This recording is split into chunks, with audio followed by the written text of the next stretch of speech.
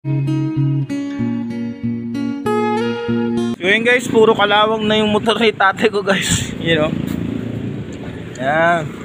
Importante naman, ligtas tayo guys. Hindi yung importante kagandahan ng motor. Importante guys, ligtas tayo araw-araw para pumasok sa ating trabaho.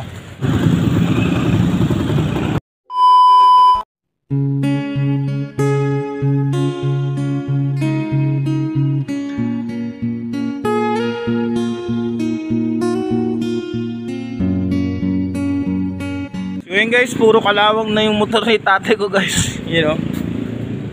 Yan. Puro kalawang na kasi alam nyo naman araw-araw na ginagamit to sa pagtatrabaho. Wala rin kami magawa kundi gamitin to kasi kalakayan yung pamasahe mo para makarating ka sa trabaho mo dito sa Dagupan. Kaya notice siya guys, araw-araw siyang nagmomotor. Kaya ngayon guys, for this video guys, hiramin natin yung kanyang motor. Kaya kasi yung motor natin nandun pa, inaayos pa, kulang-kulang pa yung may kailangan pambilihin. Tapos yung bike nandun dun na. Yan, ito yung motor guys. Puro kalawang na yan guys. Pero importante guys, nakakaraos tayo araw-araw dito sa pag-uwi. Importante naman, ligtas tayo guys. Hindi yung importante kagandahan ng motor. Importante guys, ligtas tayo araw-araw para pumasok sa ating trabaho. At yun, nag-commute si tatay ko. Kaya ako na lang nagmotor pansamantala muna guys, kasi ako yung kailangan ko kasi magagabihan tayo mamaya. Guys, puro kalawang na yung motor guys. Dito na ako. Tara guys, samahan nyo akong pumasok sa trabaho.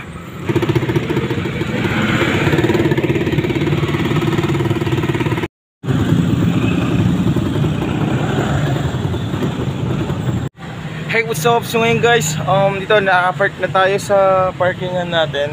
Yun, sobrang lalim pa rin doon sa mismong Kanawalan at doon sa dinadaanan namin at lupat-lupak pa. Okay lang yun guys, wala tayong magagawa. Ang importante, nakapasok tayo at nakarating tayo dito sa ating trabaho ng ligtas. At shoutout nga pala sa mga papasok sa kanilang school, lalo na yung kapatid ko guys, yun, papasok na rin siya. Iniwan na rin din natin siya ng kanyang baon para may pambili din siya ng mga pagkain niya sa school. Kasi first day of school ngayon guys, kaya kailangan importante makilala niya yung mga classmates niya, makilala niyo ang kanyang teacher, yung mga teacher niya, yan. And then shout out nga pala sa mga papasok sa kanilang trabaho. At sa akin, mag-ingat kayo at sa mga kagaya kong rider at nagdi-deliver, yan. Alam niyo naman, may pabugso-bugso pa yung ulan. Hindi natin masabi kung uulan o hindi, pero yun. So yun guys, yun, alas 9 pa yung pasok natin. May hintay-hintayin pa tayong oras para kaya yun. Maraming salamat kasi pinagparkingan nyo po ako dun sa mismong nyo po. At yun, hindi ko lang alam guys kasi hindi ko masabi. Nawala ng gasolina yung aking motor. Pero that's good, hindi ko alam kung sinong sisisihin ko doon kasi hindi ko naman nakita. Bahala na si God kung sino man yung kumuha ng aking gasolina doon sa may motor ko.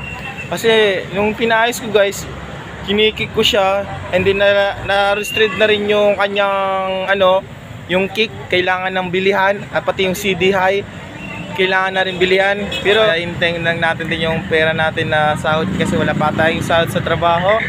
At yun, so yan guys, hindi ko na sasabihin or yun, hindi ko na dapat tatanggalin ngayon. Dito ako natatapos itong video na to guys. Yan, maraming salamat sa nagubos na naman ang kanya-kanya nilang oras para patapos itong video na to. So yan guys, nagsasabing never give up mga kadyosa.